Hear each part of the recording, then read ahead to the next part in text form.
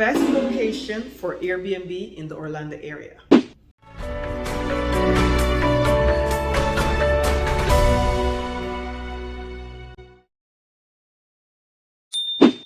What are some of the best locations for Airbnb in the Orlando area?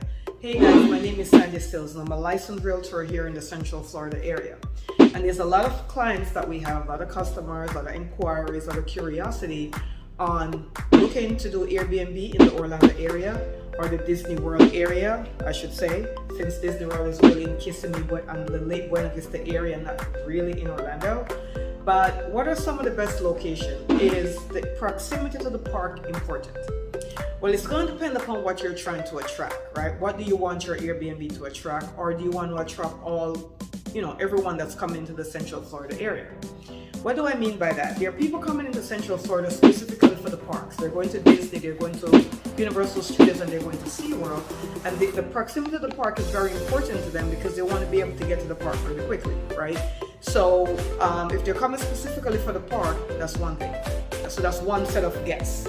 The second set of guests are people who are coming down to for work, right? They have a transitional job. They're going to be in the area for maybe 2 or 3 months, and they're looking to do a short-term rental for 2 or 3 months in your Airbnb. So they're not going to be too concerned about proximity to the park, but they're going to be more for long-term kind of short-term renter, if that makes sense, right? So those are those people. Then we have the other set of people that are also coming down, and they're relocating, right? But they're either getting their home built and the home isn't built yet, or they're relocating, but they want to kind of take a look around the area before they decide where they want to purchase. And for those kind of people, they're not going to be concerned about the parks, but they're going to want to be, they're going to want to have something that has a desk in it, a chair, virtual stuff, because they might have to work while they're waiting this out, right? So they might have, maybe they're building a home and they're waiting for 2 to 3 months for the home to be completed, or maybe they just want to kind of look around first before they actually buy a home, and so they want to do a short-term rental thing. So in Central Florida, it's a very transitional area, so people are coming here for various reasons. For the parks, because they're relocating, because they're here for a job, maybe they have virtual work and they just want to get away from the snow and the ice for a few months. Like January to March, we have our snowbird season, is what I would call it. And we have a lot of snowbirds that come down sometime mid-December through March, sometime January and February, sometime January and February, that kind of thing. So what I would say is being within 30 minutes to the parks would be key, because that way you could attract the people going to the park, and you could also attract the people that are coming down for all the other reasons, right? So I would not suggest you just do an Airbnb only for the people going to the theme parks. I would suggest you do an Airbnb for anyone, whether it be the people going to the park or the people looking to rent for a month or two, because then you'll open up yourself to way more availability and you'll be able to fill your calendars better, right? So the best location would be 30 minutes or closer to Disney, right? The closer to Disney, obviously, the better. The closer to Disney, you're going to have more park people. The further away from Disney, you're going to have a combination of both. It does not mean that if you have a property that is 15 minutes to Disney World, you want to attract people that are looking to stay for a month or two. And maybe you don't want anyone to stay for a month or two. Maybe you just want them to come for a week or two, right? So you decide how you're going to set that up, right? For me, I like flexibility. So I want to have the people that are coming for Disney, and I want to have the people that are coming for a few months as well, like 2 or 3 months, whatever that situation is.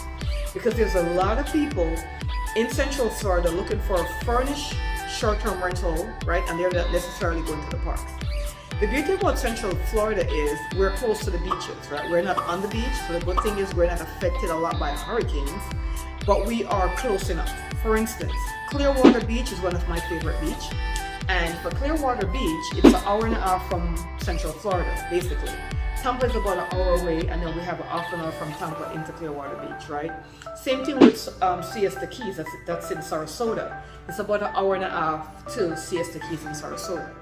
Our closest beach to Central Florida is probably going to be Cocoa Beach. Cocoa Beach is about an hour away. Then we have Daytona Beach, and Daytona Beach is about an hour and a half. It depends upon how crazy Ford gets. It could be an hour, but I would say hour and a half, right, to Daytona Beach. Then we have places like St. Augustine, which is about 2 hours outside of Central Florida. Then we have Palm Coast, which is about an hour and a half-ish from Central Florida to Love Palm Coast, right? Palm Coast is like a hidden gem. You should check it out. A lot of people don't know Palm Coast, but Palm Coast is half an hour away from St. Augustine. So Palm Coast sits between Daytona Beach and St. Augustine, which is a beautiful area as well. So if I'm coming down to Disney, the thing is we have season tourists and we have not so season tourists, right? The season tourists are the people that come here every year. They're here every year for the parks. Then from doing the parks, they start venturing out into different areas. They might go down to Miami for like a few days and they'll come back up into Central Florida. So those season tourists, they're the ones that will go to the park some days and then they want to go to the beaches some days. They might come for a week or two. They might be in the park, but then they want to go to the beaches, right? So the location of the proximity to the park is not going to be very important to those people because they already know, they've been here a few times. So they already know, hey, if I'm 20, 30 minutes away, it's fine because I could still go to the beaches and maybe it's closer to another activity that they want to do. So you want your location to be close to all the Central Florida activity. For instance, we have the new Margaritaville. It's probably not so new now because they start building in 2016, 2017, but now it's like really built. So in Margaritaville, it has a dining movie theater, right? It has the Gloria Esteban restaurant that's called Esteban's. It has an English pub. It has a Margaritaville hotel. It has Margaritaville villas. And now I believe Hilton is now building a Margaritaville suite as well, right? So there's all this activity going on in Margaritaville. It also has a state-of-the-art water park. So if your location is close to Margaritaville, there's a lot of activity going on in the Margaritaville area. Every weekend they have a car show. After the car show, they have, before the car show, they have a flea market and an artisan market thing. Then every weekend they also have a band, you know, they bring in different artists and stuff, and they have a band there every Friday night and Friday and Saturday evening in the promenade area, right? So there's a lot of stuff that goes on in Margaritaville. So let's face it, when a guest comes down to the park, or to Disney, or to Florida, let's say they come for 7 days. They're not going to be in the park for 7 days, right? There's no way you're going to be in the park for 7 days. You're going to probably be in the park for maybe 3 or 4 up to 7 days. And then what are you going to do at the other days? Maybe one of those days you might want to go to the beach. Or maybe one of those days you want to just see what's going on in Central Florida. We do have Lake Ridge Winery. And not a lot of people know about this winery. It's in Clermont, Florida. So if you're staying close to Disney, it's going to probably be an hour away from your Disney immediate location. It's called Lake Ridge Winery. They do different wine tasting all the time there. Those are some things that you could actually, you know, have your guests do sometimes. Like we normally leave a bottle of Lake Ridge wine in most of our Airbnb properties, and we leave a note saying, hey, you may want to visit this winery as one of your day trips. There's another thing that we have. We have a lot of golf courses. There's golfing all over the place, but people might be coming out for golfing as well. So do you want to be close to a golf? Well, the thing is, most of the time, if you're within a 30-minute drive to Disney World, more than likely you will be close to a golf course. That's just a given, right? We also have a park called Lake Louisa Park. In this park, we have lakes and different cabins you could rent for the weekend and all that great stuff. Maybe you guys want somewhere where they could go to Disney, but maybe on their day off from Disney, they might want to go to a nature walk, right? They have nature trails in Lake Louisa Park, a lot of lakes, you could swim in the lakes, all that great stuff. And Lake Louisa is probably about 30 minutes to Disney, so it's not too far.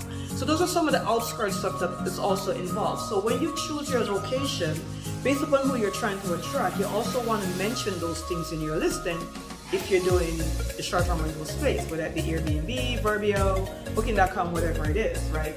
So that's why location is key. So I would say the best location would be one, if you're trying to attract only theme park goers, I would say stay within 15 minutes to Disney World. If you want to have a combination of Disney people and the other people that we just discussed, then I would say stay within 30 minutes. You really don't want to go over 30 minutes, right?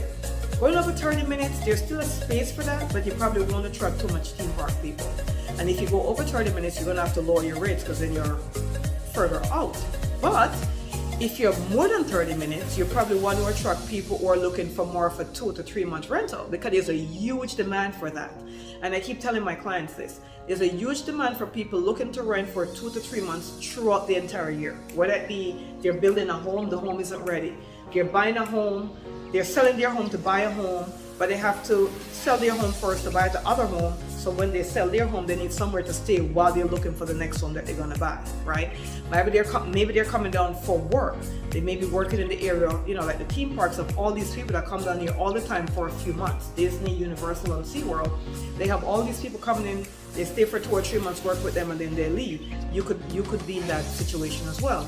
So you want to attract. It's not just about doing Airbnb in Central Florida. It's not going to be just about people going to Disney, but it's also going to be about people that are working here or that are transitioning in the area, right? So that is what would make a lot of sense. So your location would be that. Now, I'm going to answer this question in this video. Orlando itself is zoned for Airbnb, but you have to live in the house.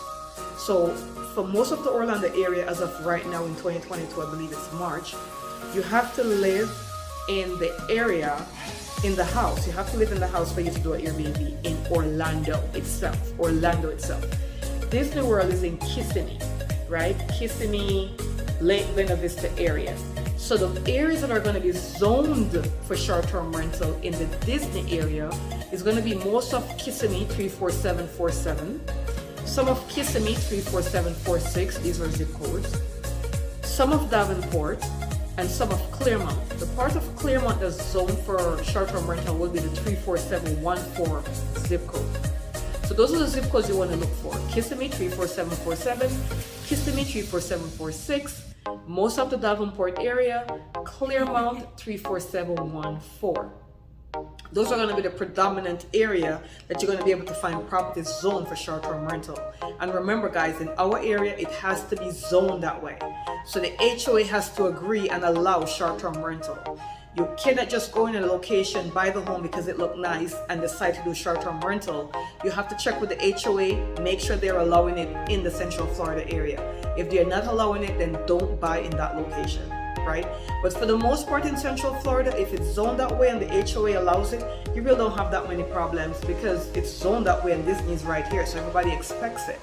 But if it's not zoned that way, do not buy there. And make sure you check that first. There's a beautiful community in the 34746 Kissimmee area called Belago. Beautiful 24-hour security, gated. It's built around a beautiful lake, but guess what? They do not allow short-term rental. And a lot of times people don't get that. They're like, what do you mean? It's the Belago. No, they don't. So it's very important that you know the location you're buying in that is zoned for short-term rental. Thank you so much for listening. If you ever need to speak with me, it's 407-791-4713. You can call or text me. We love to set up Zoom calls with our potential customers, buyers, or even potential Airbnbers, that are looking to buy, but they have so much questions, right? So definitely reach out to us, and I will see you on the next video. 3, 2,